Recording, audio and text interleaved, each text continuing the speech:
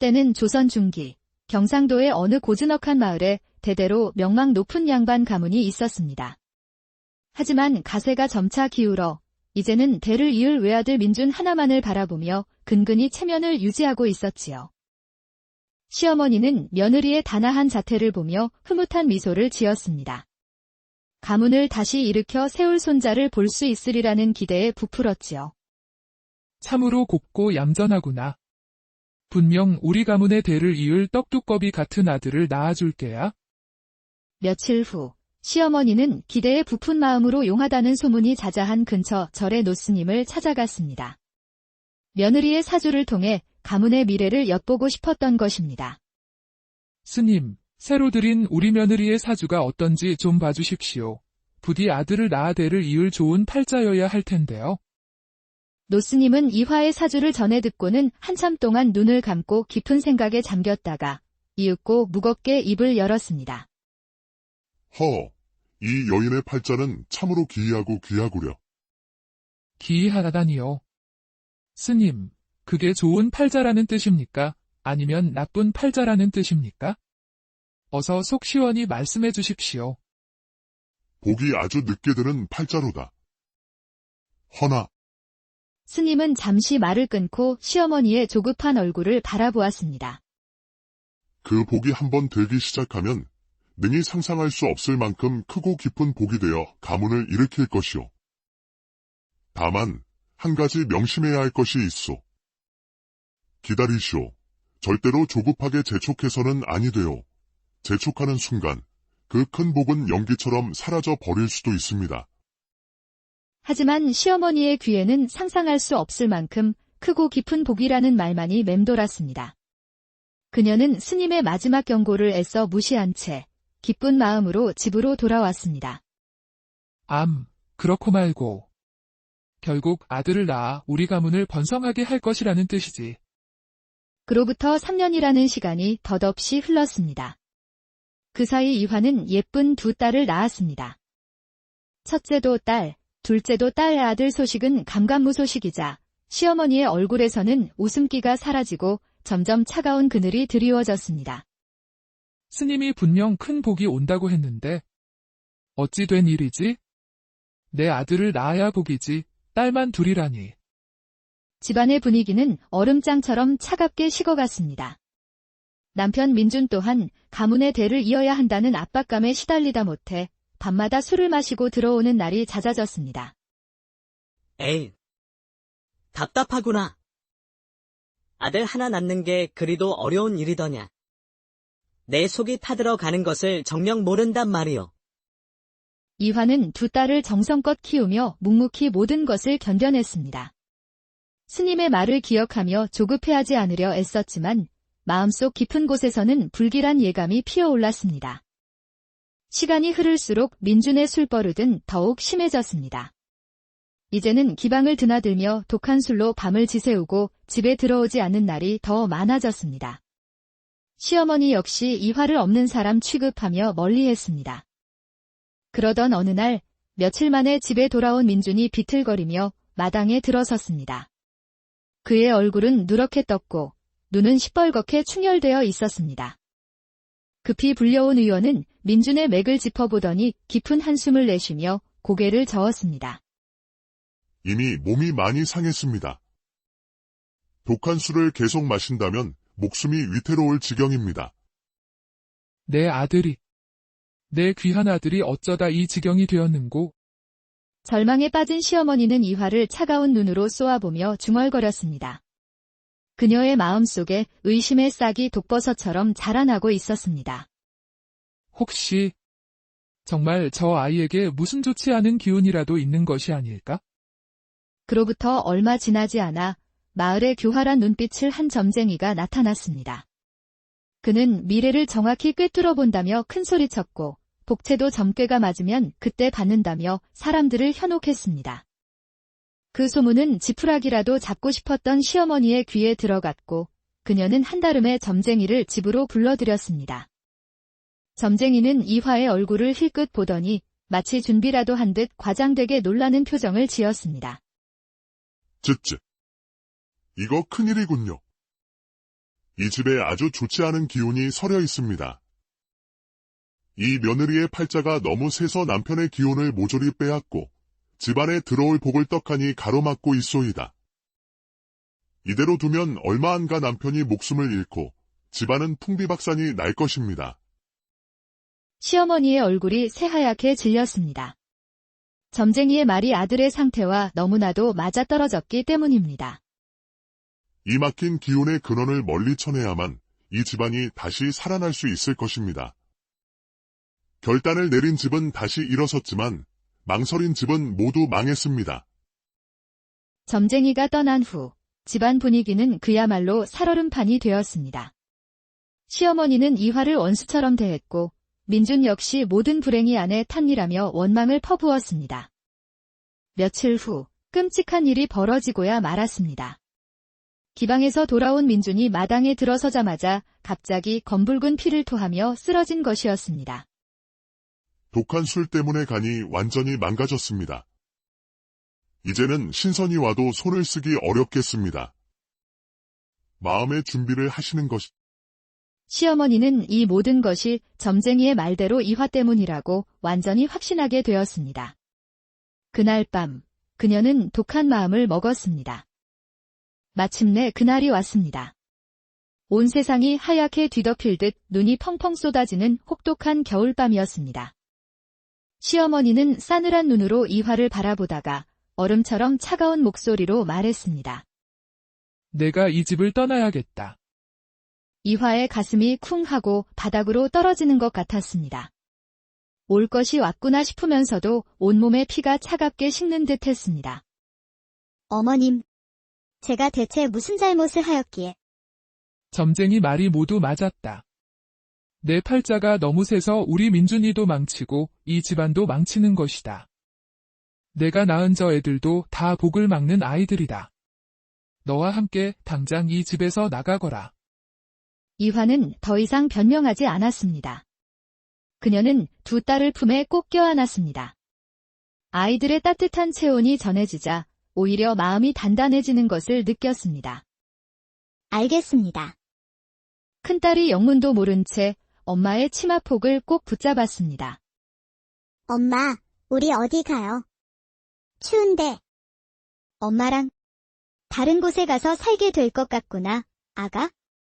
밖에서는 눈보라가 귀신의 울음소리처럼 더욱 거세게 몰아치고 있었습니다. 어머님, 제발 날이 밝으면 떠나게 해주십시오. 이 눈보라 속에 아이들을 데리고 어디로 가란 말씀입니까? 시끄럽다. 늦으면 늦을수록 더 재수가 없을 뿐이다. 어서 썩 나가거라. 이화는 눈물을 꾹 참으며 떨리는 손으로 아이들의 옷을 챙겼습니다. 작은 딸이 울음을 터뜨리자 큰딸도 따라 울기 시작했습니다. 울지 마, 아가들아. 엄마가 있잖니. 괜찮을 거야, 괜찮을 거야. 이화는 두 딸의 손을 꼭 잡고 굳게 닫힌 대문을 나섰습니다.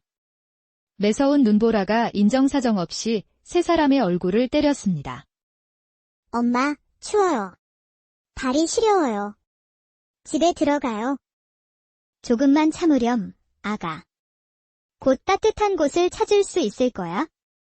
하지만 이화의 마음속은 칠흑 같은 절망뿐이었습니다. 뒤돌아본 집의 불빛은 점점 작아져 이내 눈보라 속으로 완전히 사라졌습니다. 한참을 걷다 보니 큰딸이 더는 못 걷겠다며 눈밭에 주저앉았습니다. 아이의 입술은 파랗게 질려 있었습니다. 엄마, 우리 이렇게 죽는 거예요? 딸의 순진한 질문에 이화의 가슴이 찢어질 듯 아파왔습니다. 바로 그때 저 멀리서 희미한 불빛 하나가 깜박이는 것이 보였습니다.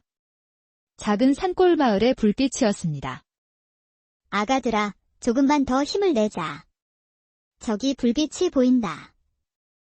이화는 마지막 남은 힘을 쥐어짜 아이들을 이끌고 불빛을 향해 걸어갔습니다. 마을 어귀에는 지붕이 반쯤 허물어진 작은 폐가가 있었습니다. 세 사람은 간신히 그곳으로 들어가 거센 눈보라를 피할 수 있었습니다. 그날 밤, 이화는 두 딸을 품에 꼭 안고 뜬 눈으로 밤을 지새웠습니다. 배신감과 절망이 파도처럼 밀려왔지만 품 안에서 새근새근 잠든 아이들의 숨소리를 들으며 다시금 살아야겠다는 의지를 다졌습니다. 어떻게든 살아남자. 이 아이들만큼은 내가 반드시 지켜내고 말리라. 절망의 밤이 지나고 새 아침이 밝았습니다. 이화는 폐가 뒤편에서 깨진 항아리 반쪽을 발견했습니다. 그것을 정성껏 씻고 마을 사람들의 허드레시를 도우며 받은 약간의 쌀로 끼니를 이었습니다.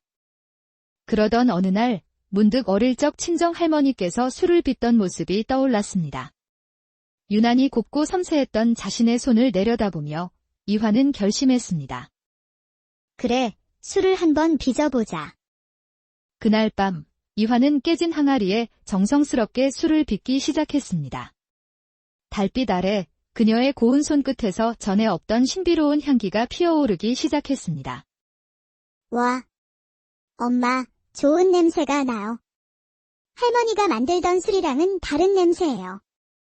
그래, 우리 아가. 엄마가 아주 특별한 술을 만드는 거란다. 석 달이 흘렀습니다. 이화가 빚은 술에서는 마음을 편안하게 하는 맑고 깨끗한 향기가 났습니다. 어느 날 오랫동안 속병을 앓던 마을 할아버지가 그 향기에 이끌려 왔습니다. 신기하구나. 이 술 한 사발을 마셨을 뿐인데 몇 년 묵은 체증이 쑥 내려가는 것 같구나. 그 소문은 삽시간에 온 마을로 퍼져나갔습니다. 두통에 시달리던 상인, 불면증에 시달리던 부인, 기침하던 아이까지 이화의 술을 마시거나 향기를 맡은 사람들은 모두 병이 나은 듯 몸이 가벼워졌습니다. 이제는 먼 고을에서도 사람들이 그녀를 찾아왔습니다. 이화는 아픈 사람들에게는 돈을 받지 않았지만 사람들은 감사의 표시로 쌀과 옷감, 돈을 두고 갔습니다. 새 모녀의 생활은 점차 나아졌습니다. 이화는 비로소 깨달았습니다. 사람을 치유하는 술을 빚는 이 능력이 바로 하늘이 내린 자신의 복이었다는 것을. 스님의 말씀처럼 복은 늦게 왔지만 실로 상상할 수 없을 만큼 크고 깊은 복이었습니다. 한편 이화를 내쫓은 옛 시댁에서는 끔찍한 일들이 계속되고 있었습니다. 점쟁이는 돈만 받고 사라졌고 민준의 병세는 날로 악화되었습니다. 집안 재산은 모두 술값과 약값으로 탕진하여 하인들마저 모두 떠나버렸습니다. 그러던 중 시어머니는 산골에 사는 신기한 여인에 대한 소문을 듣게 되었습니다. 딸 둘과 함께 살며 병을 고치는 신비한 술을 빚는다는 이야기였습니다. 그 여인이 자신이 내쫓은 며느리 이화라는 것을 깨달은 시어머니는 그 자리에 무너지듯 주저앉아 통곡했습니다. 자신이 제 손으로 집안의 복을 걷어차 버렸다는 것을 뒤늦게 깨달은 것입니다. 며칠 후 초라한 행색의 늙은 여인이 죽어가는 사내를 부축한 채 이화의 집 앞에 나타났습니다. 바로 시어머니와 민준이었습니다. 이화를 본 시어머니는 눈물을 쏟았지만 차마 고개를 들지 못하고 떨리는 목소리로 물었습니다. 소문에 들리는 그 신기한 소리. 정녕 내가 빚은 것이냐? 이화는 말없이 고개를 끄덕였습니다. 이 아이가, 우리 민준이가 죽어간다. 제발, 그 술이면 내 아들을 살릴 수 있지 않겠느냐? 시어머니는 이화의 발치에 무릎을 꿇고 애원했습니다. 이화는 복잡한 심경이었지만 그들을 외면하지 않고 조용히 집 안으로 들였습니다. 이 술을 드시면 조금이라도 나아지실 겁니다. 시어머니는 이화가 건넨 술사발을 받아들고 한참을 바라보았습니다. 어머님, 그동안 많이 힘드셨지요? 그 한마디에 시어머니의 눈에서 참았던 눈물이 폭포수처럼 쏟아졌습니다. 그토록 모질게 내쫓았는데도 자신을 걱정해주는 며느리 앞에서 가슴이 미어졌습니다. 미안하다. 내가 정말 미안하다. 내가 복을 몰라봤어. 바로 내가 이 집의 복이었는데. 그 모습을 흐릿한 눈으로 바라보던 민준의 눈에서도 뜨거운 눈물 한 방울이 흘러내렸습니다. 이화는 아무 말 없이 다가가 그의 등을 가만히 두드려 주었습니다. 며칠 후 시어머니와 민준은 이화가 정성껏 빚어준 술 한 항아리를 들고 산골을 떠났습니다. 혹시 집으로 다시 돌아올 마음은 없겠느냐? 어머님, 여기가 이제 저희들의 집입니다. 아이들도 이곳을 아주 좋아한답니다. 한 달 후 소식이 들려왔습니다. 민주는 이화의 술 덕분에 건강을 조금씩 회복했지만 한때 부유했던 양반가는 완전히 몰락하여 작은 초가집에서 근근히 살아간다고 했습니다. 세월이 흘러 이화의 두 딸은 훌륭하게 자라났습니다. 큰딸은 의원의 아내가 되어 아픈 사람들을 돌보았고 작은 딸은 어머니의 비법을 이어받아 사람을 살리는 수를 빚었습니다. 어느 날 그 이야기를 들은 한 젊은 선비가 이화를 찾아와 물었습니다. 어르신, 복이란 대체 무엇입니까? 왜 사람들은 복을 곁에 두고도 알아보지 못하는 것입니까? 이화는 인자한 미소를 지으며 대답했습니다. 복이란 멀리 있는 게 아니라오. 바로 우리 곁에 있지? 사람들이 그것을 알아보지 못하는 것은 조급한 마음 때문이라오. 진짜 귀한 복은 아주 조용하고 천천히 오는 법이거든. 마치 이 술이 익어가는 향기처럼 말이지. 선비는 그 이야기를 기록으로 남겼고 그리하여 복을 몰라본 자들의 후회와 묵묵히 참고 견딘 자의 값진 결실을 보여주는 이 이야기는 오늘날까지 전해지고